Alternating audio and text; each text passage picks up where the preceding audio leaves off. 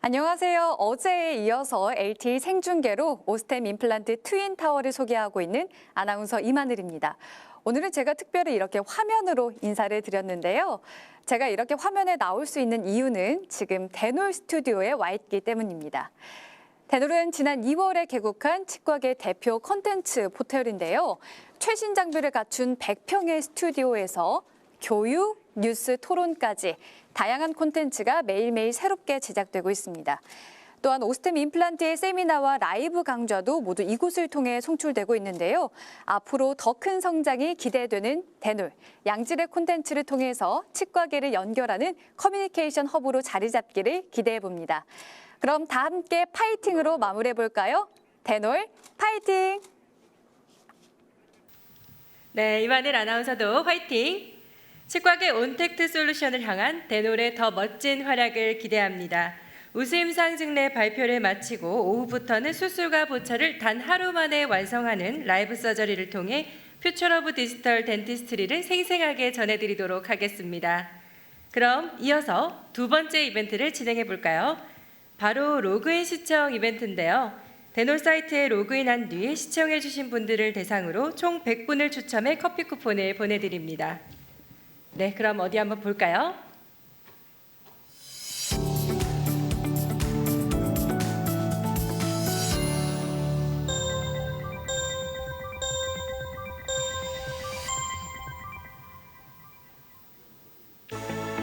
네, 당첨되신 분들 모두 축하드립니다. 커피 쿠폰은 당첨자분들께 문자로 발송될 예정입니다. 자세한 결과는 데놀 사이트 공지사항 게시판을 통해 확인 부탁드립니다. 두 번째 세션에서는 우수 임상 증례 6편 중 3편의 발표가 이어지겠습니다. 권극록 교수님을 좌장으로 모시겠습니다. 권극록 교수님은 경희대학교 치과대학을 졸업하시고 경희대학교 치과대학 치의학전문대학원 학장으로 계십니다. 그럼 권극록 교수님을 모시겠습니다. 네, 여러분 안녕하십니까? 경희대학교 보철학교실 권극록입니다. 여러분도 보셨겠지만 앞선 세 분의 발표가 수준이 너무 높아서 좀 깜짝 놀라고 있습니다. 이 좋은 분위기 계속 이어갔으면 좋겠습니다. 이번 세션에서는 어떤 내용을 만나게 될지 저 자신도 몹시 궁금합니다. 연자를 소개하겠습니다. 계속해서 먼저 Mandibular Approach Rehabilitation with One Guide and Immediate Loading에 대해서 김성욱 전공의가 발표를 하시겠습니다. 큰 박수로 맞이하시기 감사하겠습니다. 네, 안녕하십니까. 저는 인제대학교 상계백병원 구강아간면외과 2년차 김성욱입니다. 제가 오늘 발표할 내용은 디지털 가이드를 이용한 임플란트 수술 후 즉시 부하를 이용한 하악 수복의 증례입니다. 발표 순서는 다음과 같습니다. 서론입니다. 가이드 수술이란 CT로부터 얻은 3D 데이터 및 플래닝 소프트웨어를 이용하여 적절한 위치의 임플란트에 대한 템플레이트를 제작하고 그에 따라 수술하는 방법을 말합니다. 가이드 수술은 해부학적 랜드마크를 시각화하고 수술 시간을 감소시키며 수루 합병증 발생률을 감소시킬 수 있다는 장점이 있습니다. 가이드 수술은 크게 6단계로 진행이 되는데 환자 평가, 데이터 수집, 데이터 조작, 가상 임플란트 계획, 가이드와 보철물의 제작, 실제 수술 실행 및 임시 보철물 수복으로 이루어져 있습니다. 과거 임플란트는 식리프 본 힐링, 즉 골 유착을 위해 부하를 가지지 않는 기간을 가지는 것이 필수적이라고 믿어왔습니다. 하지만 즉시 부하의 개념은 이러한 패러다임의 변화를 가져왔습니다. 즉시 부하의 정의는 임플란트 수술 후 1주 이내에 보철적 수복이 이루어지는 경우를 말합니다. 임플란트 디자인 및 표면 처리 기술의 발전, 더 나아진 포스 매니지먼트, 포스에 대한 이해를 통해 임플란트에 즉시 부하를 가하는 것이 가능해졌습니다. 본 증례에서는 가이드 수술을 통한 하악 임플란트 식립과 함께 즉시 부하를 시행한 경험을 나누어 보고 그 가능성과 한계에 대해 이야기를 하고자 합니다. 케이스 리포트입니다. 70대 여성 부분 무치약 환자분이 임플란트 수복을 주소로 본원에 내원하셨습니다. 뇌경색으로 인해 아스피린 복용 중이셨고 골다공증 병력이 있으셨습니다. 수술을 위해 아스피린 홀드 기간을 가졌고 그 외 특이사항은 없었습니다. 치료 계획은 상악의 경우 RPD, 하악의 경우 풀 아치 임플란트를 통해 수복하기로 결정하였습니다. 좌측은 초진 당시의 파노라마 사진입니다. 우측의 사진은 호플리스한 치아들을 모두 발거한 후의 사진입니다. 47번 치아의 경우 환자분이 발치를 원하지 않아 남겨두었고 31번, 41번의 경우 추후 발거할 예정이지만 서지컬 가이드의 더 정확한 적합을 위해 일단 남겨두었습니다. 다음은 식립 전 CT의 사진입니다. 식립한 골의 모습을 확인할 수 있습니다.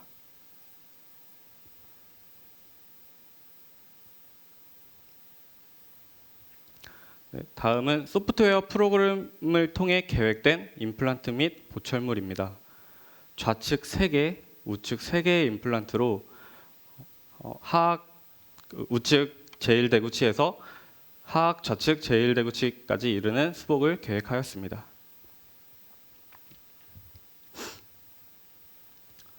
좌측 사진은 수술 시행 전의 임상 사진입니다. 그리고 우측 사진은 가이드 핀을 이용하여 서지컬 가이드를 고정한 후에 촬영한 임상 사진입니다.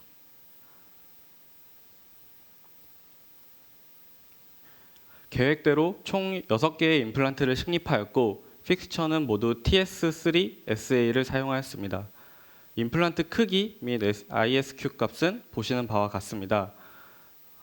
종종 실제 수술 시에 소프트웨어상의 계획과 다른 직경 또는 다른 크기의 임플란트를 식립해야 하는 경우가 있지만 본 증례에서는 계획대로 양측 3번의 경우 4.0의 10mm 임플란트, 4번의 경우 4.5의 10mm 임플란트, 6번의 경우 5.0의 10mm 임플란트를 식립하였습니다. 43번 임플란트를 제외하고는 모두 55N 이상의 초기 식립 토크 값을 나타냈고 ISQ 값도 대체로 70에서 88 정도로 나타났습니다.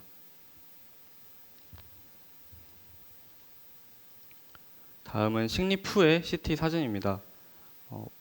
소프트웨어상에 계획된 대로 적절하게 식립된 모습을 확인하실 수 있습니다.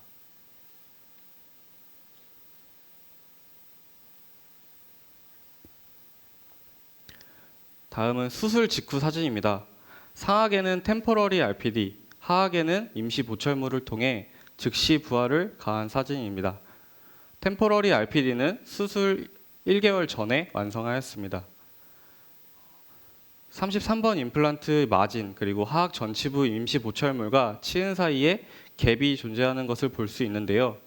이에 대한 원인으로는 가장 먼저 임플란트 식립 시 패스가 처음 계획과 비교했을 때 다소 달라졌을 가능성, 그리고 처음 계획과 실제 수술 시의 임플란트 식립 깊이 차이 등을 생각해 볼 수 있습니다. 또한 31, 41번 치아를 임플란트 식립 수술을 하면서 발치를 하였기 때문에 잇몸 모양의 변화 등으로 인해 처음 만들어진 임시 보철물과 갭이 발생했을 가능성도 있다고 생각합니다.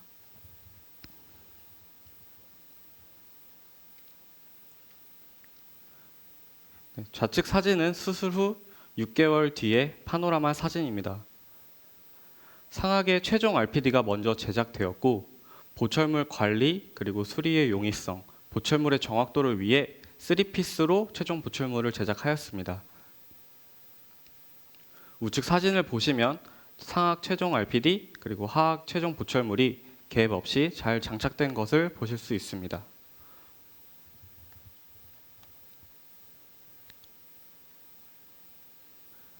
고찰입니다.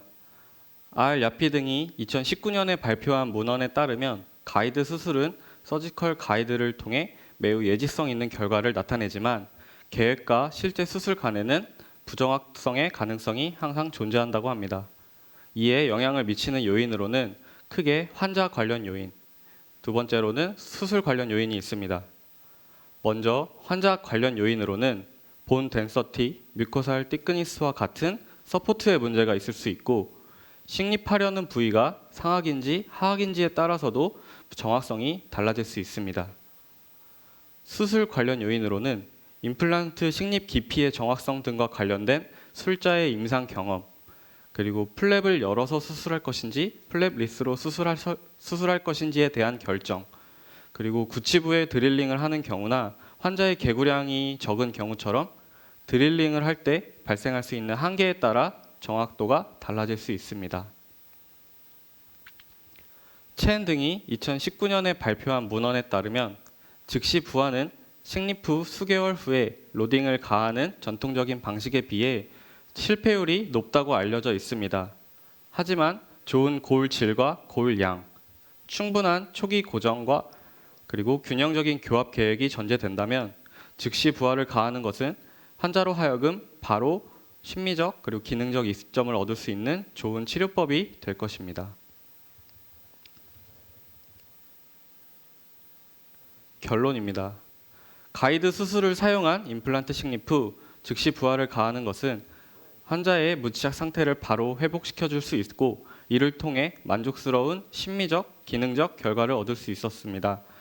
또한 본 증례는 상악 RPD 그리고 하악의 풀 아치 임플란트 식립을 하였기 때문에 환자의 교합력 그리고 가이드 수술의 정확도 및 고울질을 고려하였을 때 즉시 부하를 가하는 데 있어 좀 더 유리한 상황이었다고 볼 수 있습니다. 네, 제 발표는 여기까지입니다. 경청해 주셔서 감사합니다. 네, 큰 박수 부탁드리겠습니다. 김성수 전공의가 아마 이메이트 로딩하고 가이드 서저리의 장점과 주의할 점에 대해서 잘 설명해 주신 것 같습니다. 오늘 아쉽지만 여기 Q&A가 없기 때문에 일단 강의 듣는 것으로 저희는 만족하겠습니다. 선생님 감사합니다. 다시 한 번 더 큰 박수 부탁드리겠습니다. 네, 감사합니다.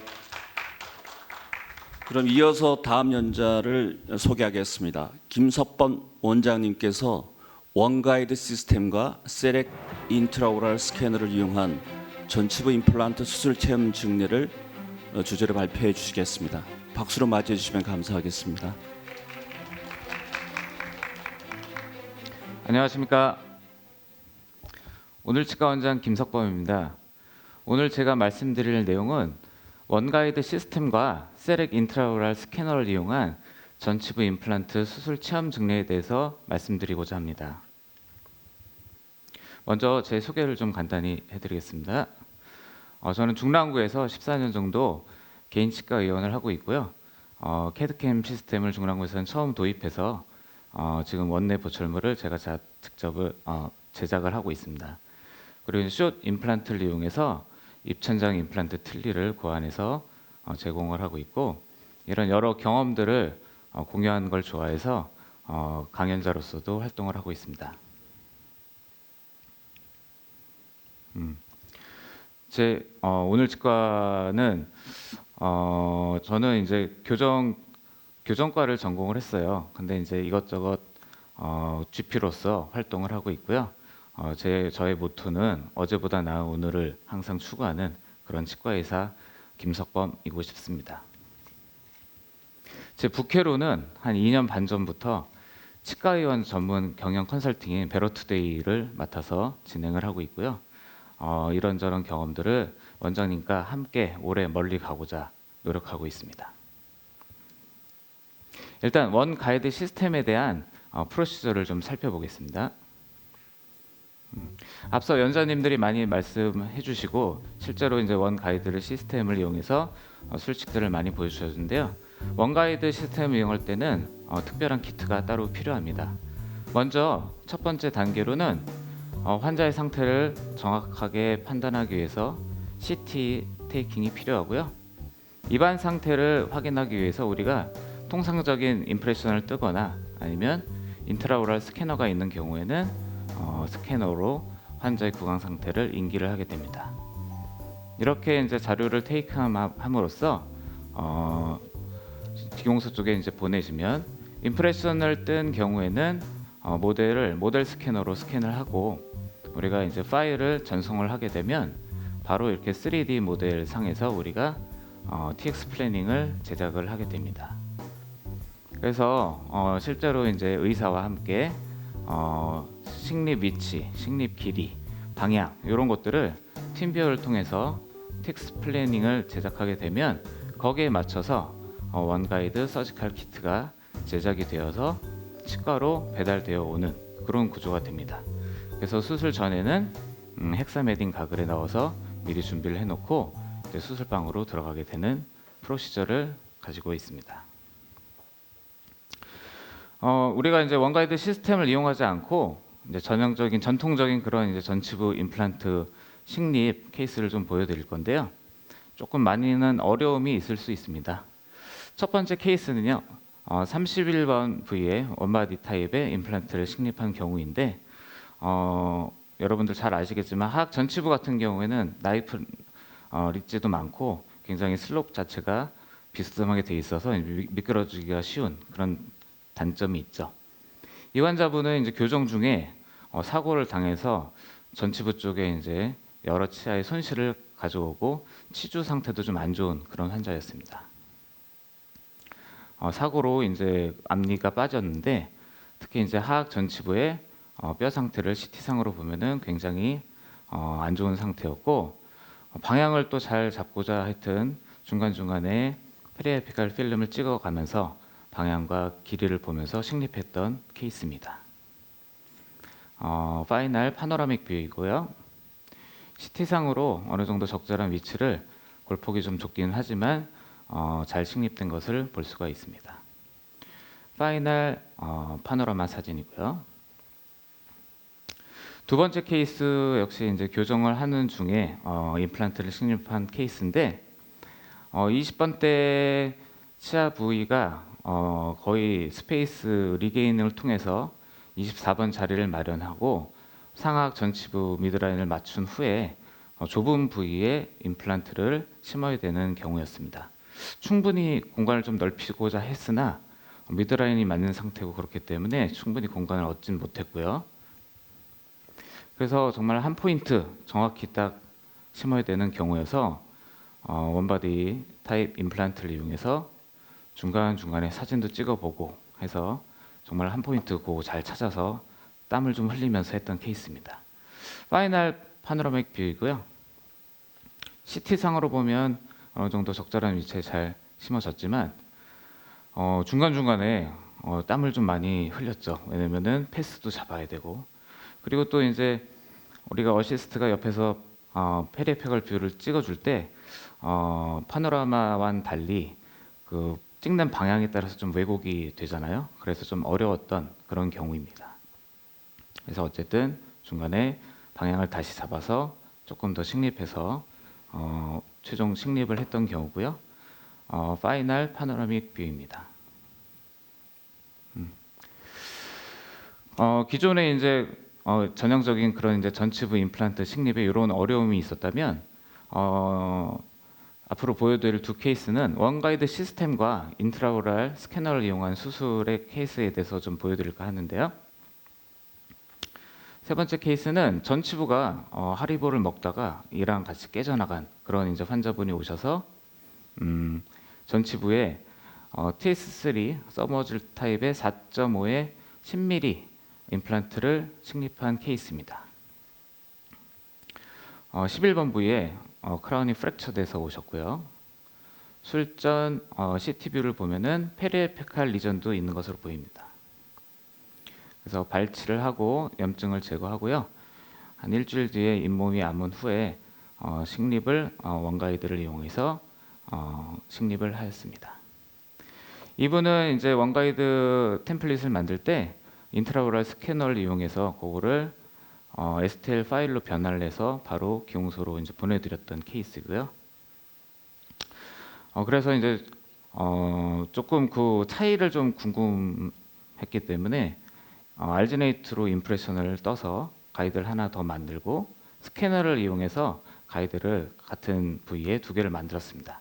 그래서 이제 환자 수술을 시에 이제 2개의 템플릿을 준비해서 어답을 봤는데, 글쎄요, 뭐 둘 다 되게 견고하고 펌한 느낌이 있어서 어느 걸 사용해도 큰 문제는 없을 것으로 생각이 되었는데, 아무래도 이제 스캐너를 사용하면 압력을 주지 않고 잇몸 부위가 나오기 때문에 조금 더 어답을 했을 때 조금 더 펌한 느낌이 있어서 실제 수술할 때는 인트라오럴 스캐너를 이용해서 만든 가이드를 이용해서 수술을 하게 되었습니다. 그래서 그 가이드를 이용해서 식립했던 사진이고요. 말씀드린 대로 계획된 대로 픽스처를 식립한 경우고, 동영상을 보면은 이제 왼손으로 가이드를 잡고 오른손으로 드릴링을 하는데 거의 뭐 흔들림 없이 견고하게 잘 위치가 되고 식립되는 것을 느낄 수 있었습니다. 이 환자의 경우는 원래는 4.0의 10mm를 계획했던 환자인데 초기 고정을 조금 한 10N 정도밖에 나오진 않아서 픽스처를 조금 더 두꺼운 걸로 체인지를 했거든요. 그래서 4.5의 10mm로 최종 픽스처를 식립을 했고, 이런 경우에 약간 골 뉴튼이 안 나올 때 조금 교체를 할 수 있는 장점이 원가드의 장점 중에 하나라고 생각합니다. 이따가 한 번 더 설명을 드리도록 하겠습니다. 파이널 파노라믹 뷰고요. CT상의 사진입니다. 계획된 대로 잘 심어졌고요. 파이널 전치부 같은 경우는 이제 풀 지르코니아로 제가 직접 스테이닝과 컬러링을 해서 파이널 세팅을 한 파노라믹 뷰입니다. 마지막 케이스도 이제 전치부 22번을 TS3와 원가이드 시스템을 이용하고 전치부의 퍼포레이션이 예상이 돼서 메쉬 멤브레인을 계획한 그런 케이스입니다. 전치부가 프랙처돼서 덜렁덜렁거리는 상태로 치과에 내원을 하셨고요. 마찬가지로 발치를 하고, 발치 후에 이제 CT 모습입니다. 버컬 플레이트가 약간 좀 약해서 TX 플래닝 할 때 그 부위가 조금 약할 것 같아서 나중에 이제 버컬 쪽에 고리식을 계획을 했고요. 팀 뷰어를 통해서 기웅소 쪽과 정확한 이제 픽처의 위치나 방향 이런 것들을 지금 설정을 하고 있는 상태입니다. 그래서 최종적으로 이런 모양의 파이널 보철물과 함께 픽스처 방향과 길이 이런 것들을 이제 설정을 했고요. 거기에 맞춰서 제작된 원가이드 템플릿이 치과로 배달이 되어서 오게 됩니다. 마찬가지로 견고함을 느낄 수 있으면서 버칼 쪽에는 오히려 이제 픽스처를 먼저 심고 난 후에 플랩을 열어서 메쉬 멤브레인으로 고리식을 한 케이스이고요. 마찬가지로 어느 정도 굉장히 견고함을 느낄 수 있었고 흔들림 없이 픽스처를 먼저 심게 되었습니다. 수루의 파노라믹 뷰이고요. 수루 CT 사진이고, 버칼 쪽에는 메쉬 멤브레인 이용해서 고리식을 한 상태입니다. 파이널 파노라믹 뷰이고요. 마무리를 좀 해보겠습니다. 제가 써본 원가이드 시스템의 특징은 아까도 이제 동영상에서 많이 보여드렸지만 어떤 견고한 드릴링 시술이 가능하고요. 구조 자체가 위쪽에서도 좀 잡아주는 게 있고, 그 원가이드에 이제 특별한 수술 키트를 쓰기 때문에 하악에서도 좀 2차적인 고정력을 얻을 수 있는 장점이 있습니다. 두 번째로 하악 구치부 같은 경우에 마우스 오프닝이 좀 제한이 되는 경우에는 사이드 오픈이 되어 있는 타입이라 약간 비스듬하게 들어가서 자리를 잡아서 드릴링을 할 수 있는 장점이 있기 때문에 개구 제한이 좀 있거나 이런 환자분들한테는 조금 더 유리한 그런 디자인이 특징입니다. 세 번째로는 이제 히팅을 최소화한 그런 이제 드릴 디자인이 되어 있기 때문에 어느 정도 히팅에 대한 우려 없이 빠른 시술이 가능하고요. 네 번째로는 아까도 잠깐 말씀드렸지만 제가 이제 4.0을 심으려고 했다가 초기 고정력이 좀 약해서 4.5로 이제 바꾼 경우가 있는데 템플릿의 교체 없이 픽처 사이즈를 조금 더 한 3부위 정도는 교환이 가능하다는 이런 장점이 있습니다. 간혹 이제 어떤 선생님들은 그러면 픽스가 얇을 때는 그러면 구멍이 넓기 때문에 흔들림이 있는 게 아니냐 이런 질문을 하셨는데요.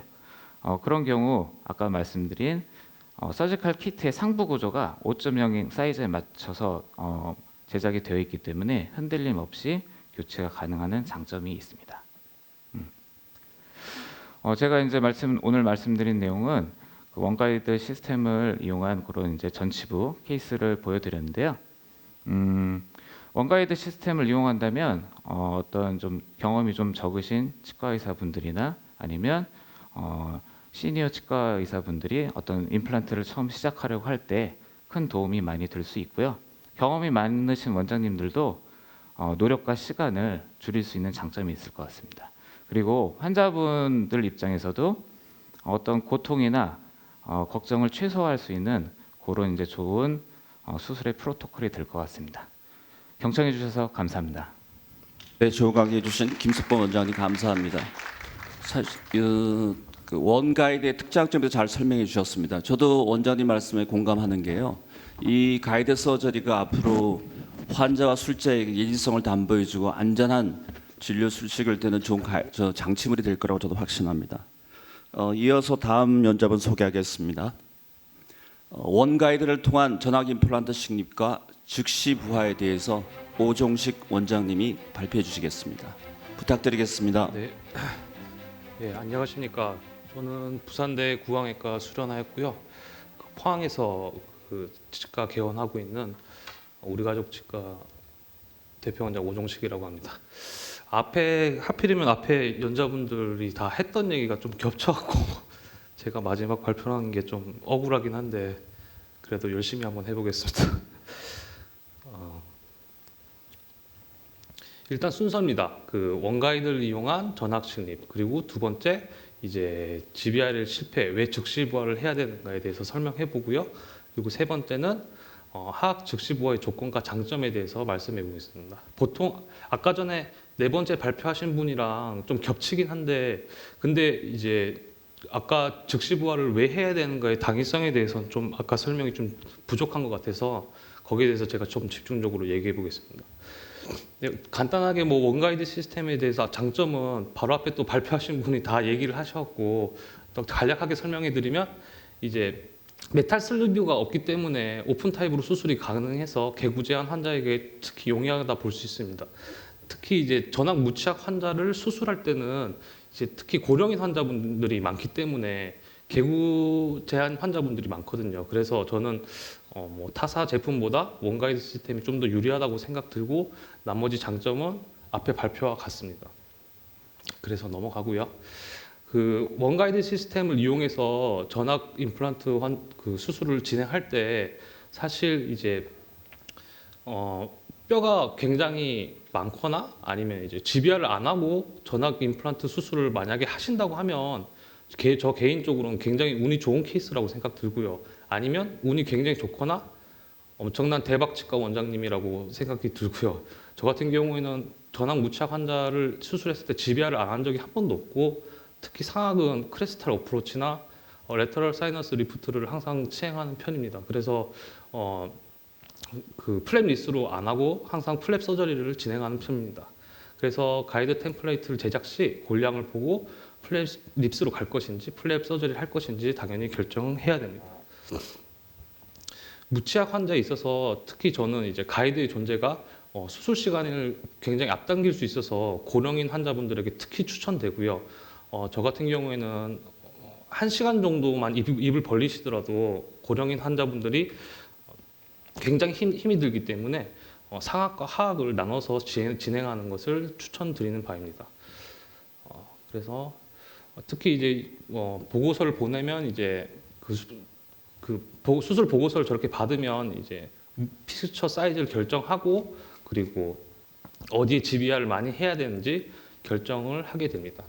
이렇게 보고 나서 이제 저 같은 경우는 처음에 이제 플랩 서저리를 결심했으면 펀치는 사용하지 않고요. 고령인 환자 경우는 이제 어티스 징지바가 굉장히 작거나 좁기 때문에 펀치 사용하지 않습니다. 그래서 이니셜 드릴링만 처음에 이렇게 다 진행하고요. 그리고 이니셜 드릴링의 뎁스가 5.7mm이기 때문에 플랩 열고 가이드 핀을 꽂아도 어느 정도 무방하다고 볼 수 있습니다. 그래서 갑자기 이제 또 이렇게 제가 이제 왜 즉시 부하를 하게 됐느냐 해서 이제 그걸 설명해 드리려고 하는데, 사실 저는 제가 경험이 별로 없을 때 그 50세 여한 환자분이었는데 이제 32번, 31번에 이제 심한 치주염으로 그때 당시 이제 발치후 즉시 식립하고 GBR하고 이제 플리퍼를 제작했는데 플리퍼 들어가고 나서 2주 후에 이제 심한 통증과 함께 환자분께서 내원하셔서 이제 안에 열어봤는데 퍼스도 많이 나오고 GBR도 실패하고 이제 픽처도 다 제거한 사진입니다.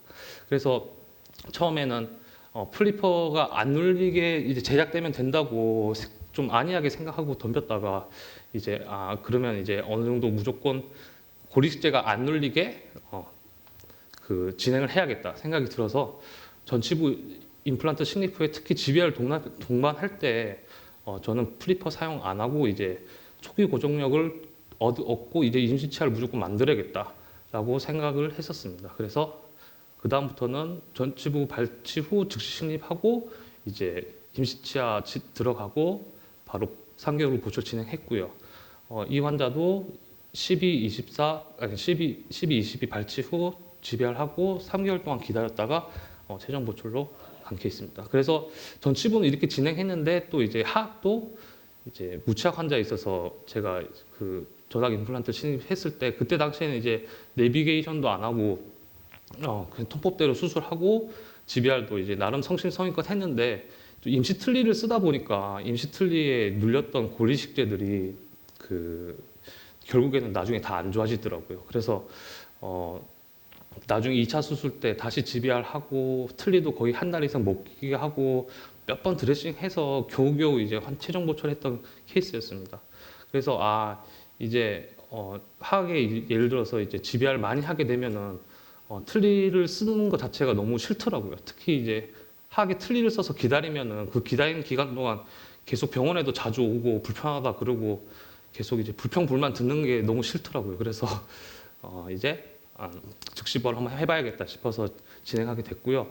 저희 병원엔 참고로 이제 스캐너도 없고 3D 프린터도 없고 이 상태에서 한번 즉시부활을 해보고 싶었습니다. 그래서 간단하게 분류에 대해서 설명드리면 오클루절 이미디에이트 노딩은 전악 회복 시 포함되는 거고요. 또는 오클루절 이미디에이트 노딩은 사악 전치나 하악 전치 때 하는 건데 이제 오클루절 이미디에이트 로딩을 성공시키기 위해서 제일 중요한 것은 미세 동료도의 제거라고 볼 수 있습니다. 그래서 저는 이제 저런 케이스를 특히 하악에 많은 GBR을 진행했을 때 해보게 됐고요. 특히 이제 조건에 대해서 설명해 드리면 임플란트 이니셜 스테빌리티가 30N 혹은 이제 어버트먼트 타이트닝이 30N이라고 되어 있는데 사실 이니셜 스테빌리티가 25N만 되더라도 기성 어버트먼트를 넣고 그 쪼을 때 30N까지 또 나옵니다. 약간 움직이긴 하는데 25N만 되더라도 즉시 부활을 할 때 문제가 없었습니다. 그리고 특히 이제 퍼머넌트 시멘트, GPC나 레진 시멘트 혹은 RMDI 시멘트 후지센 같은 것도 괜찮고요. 그런 것들을 임시치아랑 기성 어버트먼트랑 같이 연결해주고요. 그리고 크로스 아치 스테빌리제이션 그래서 이제 정준선 기준으로 양쪽 이제 6개가 저는 적당하다고 생각 들고요. 8개가 넘어가면 패스 오차로 인해서 나중에 이제 임시치아를 빼고 최종 그 인상을 떠야 되는데 그때 잘 안 빠지더라고요. 그래서 개인적으로 6개면 충분하다고 생각이 듭니다. 그래서 저게 이제 미세 동료도를 줄여주는 최소 조건이라고 생각이 듭니다. 그래서 저 같은 경우는 아까 전에 4번째 발표하신 분은 그 캡 같은 거 안 쓰시고 구상하셨던 것 같은데 스캐너로 저는 이제 개원이로서 저한테 이제 스캐너도 없고 알지네이트 인상으로 체득해서 진행해야 되기 때문에 프로텍트 캡을 이용하였고요. 그리고 다음 사진은 이제 하악 수술 직후 이제 프로텍트 캡을 적용한 사례입니다. 기성 어버트먼트에 이제 프로텍트 캡을 적용해서 이제 GPC나 후지쌤 같은 퍼머넌트 시멘트를 소량 접착하고 이제 가죽 안쪽 면에 두 방울에서 3방울 정도만 해서 진행하는 편입니다. 그래서 약간 프로토콜을 보면 이제 첫 번째 내원 시에는 그 환자 이제 그 사악의 리립 서포트가 부족하다고 판단되는 경우에는 이제 오버덴처나 그 컴플리트 덴처를 권하는 편이고 사악이 이제 컴플리트 덴처로 가실 경우에는 이제 하악에는 이제 6개 이하의 임플란트로서 이제 고정성 혹은 오버덴처로 계획하는 편입니다. 특히 이제 GBR을 많이 해야 되는 환자의 경우 이제 웬만하면 발치 후 이제 연조직 힐링 기간을 좀 두는 편이고 그 사이에 임시 틀니를 만들어서 이제 VD를 그 수술 전 VD를 측정해 놓고 그 임시 틀니를 최대한 잘 만들려고 노력하는 편입니다. 그래서 원가이드를 위해서 이제 CT 촬영 및 이제 인상 제독을 진행하게 되고요. 그래서 두 번째 방문했을 때 이제 거진 이제 수술 진행하는데 아까 전에 보셨던 수술 보고서를 보고 GBR 해야 될 곳을 결정하고 그래서 이제 플랩 서저리로 결정했다면 이니셜 드릴링만 진행하고 플랩 열고 이제 가이드핀 꽂아서 이제 수술 진행하는 편입니다. 상행의 경우 이제 크레스탈 어프로치나 레터럴 사이너스 리프트를 동반한 그 수술 진행했을 경우에는 즉시 부하지 않고 임시 틀니로 진행하고요. 하악의 경우 다량의 GB를 진행했을 경우 이제 흡수성 멤브레인 사용 후 즉시 부하를 하기 위해서 준비합니다. 그래서 사진 보시면 이제 일반적으로 하악 수술을 먼저 진행하고요. 사악은 한 달 뒤나 뭐 좀 텀을 둬서 진행하는 편이고요. 즉시 부하를 위해서 오른쪽 이제 하악 임시 틀니 있으니까 오른쪽 이제 그 원가이드를 착용해서 침입하고 나서 기성 어버트먼트 연결하고 GBR까지 진행해서 나중에 한쪽만 수처하고 임시 틀니를 반 잘라서 놓고 바이트 이제 뜨고요. 그리고 왼쪽 다시 수술하고 진행합니다. 그래서 보통 세 번째 방문하셨을 때 이제 수술 후 한 3일 정도 드레싱하고 이제 알지네이트로 인상 뜨고요. 그리고 인상 뜬 거 뜨고 아까 수술할 때 수직 고경 쟀던 거 기공소에 같이 보내면 임시 치아가 나옵니다. 그래서 보통 이제 사악 수술 후에는 이제 임시 틀리니까 소프트 라이너나 티슈 컨디셔너를 사용해서 일주일 간격으로 바꿔주는 편입니다.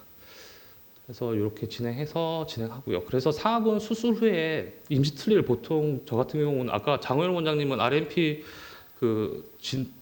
사용해서 뭐 3.5개월 뭐 이렇게 하셨던데 저는 이제 그런 거 사용 안 하고 본 다 놓고 이제 보통 6개월 기다렸다가 그 최종 보철하고요. 사악은 개인적으로 팔라탈이 아니고 이제 버컬 쪽으로 지비아를 조금 하더라도 그 임시 틀니가 팔라탈 쪽에서 음압을 형성해서 그 유지가 되기 때문에 환자분들이 거진 불편감이 없더라고요. 근데 하악은 확실히 그 하악 덴처에 이제 유지가 되는 버컬 셰프나 이제 그 바깥쪽으로 GBR을 많이 했을 경우에 안 눌리게 해주려고 이제 덴처로 조정을 계속 많이 하는데 너무 잘 빠지니까 너무 자주 오는 게 저는 싫었습니다. 그래서 하악은 수술 후 이제 계속 임시 치아를 쓰니까 환자분께서 안 오시는 게 너무 좋았었고 저렇게 계속 기다렸다가 그 제거할 때도 리젝터로 쉽게 제거가 됩니다. 그냥 제거하고 인상 체득하고 다시 임시 접착제도 안 쓰고 그냥 넣어드려요. 그렇게 해도 잘 쓰시더라고요. 그래서 해서 나중에 그 VD를 찾아간 과정이 반드시 필요하다고 볼 수 있습니다. 그래서 프로텍트 캡을 이용해서 아까 그 즉시 부하를 하면은 어떤 것들이 장점이 있냐면 특히 이제 캡은 면적이 넓기 때문에 기성 어버트먼트보다 수직 고경을 잡기가 매우 안정적이고요. 그리고 내비게이션을 이용해서 수술했다면은 이제 어버트먼트의 징지바 하이트만 잘 측정이 되면 그 어버트먼트를 다시 사용하는 것도 가능합니다. 그리고 캡상으로서 빠른 인상 체득하고 임시치아 적용이 빠르고요. 그리고 아까 전에 말씀드렸듯이 리젝터로 퍼마먼트 시멘트를 붙여도 한두 방울만 캡 안에 붙였기 때문에 그 제거가 굉장히 용이합니다. 그래서 그렇게 사용했었고 아까 전에는 한 케이스 보여드렸고 지금은 한 2케이스 정도 준비했는데 제가 뭐 임상 사진을 잘 안 찍어서 지별했던 사진 별로 없습니다. 처음에 이 환자 같은 경우는 그 51세 여환이었고 20번 때 30번 때 굉장히 심한 치주염으로 내원하셨던 환자분이고요. 일단 기존에 있던 VD 측정하고 발치 진행했습니다. 발치 진행하면서 이제 임시 틀니 만들었고 임시 틀니 만들고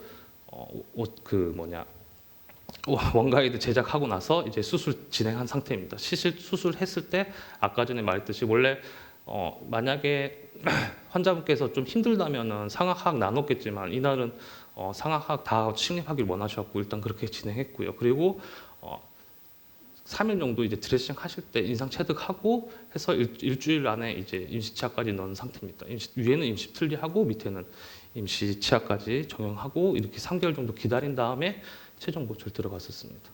그래서 환자분께서 일단 하악의 그 고정성 임시 치아를 넣었을 때 굉장히 좋아하셨고요. 특히 상악 임시 틀니는 좀 굉장히 안정적이기 때문에 전혀 환자분이 기다리시면서 불편감이 없으셨습니다.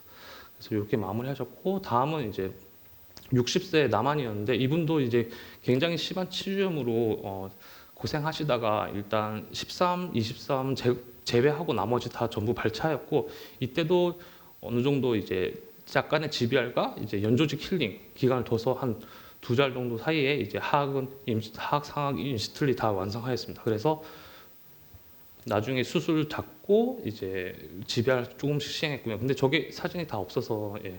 여기 아까 전에 제가 크로스 아치 스테빌레이션 할 때 3개가 충분하다는데 저 때 한 4개를 한번 해보자 싶어서 4개를 했는데 저게 나중에 임시 치아가 잘 안 빠지더라고요.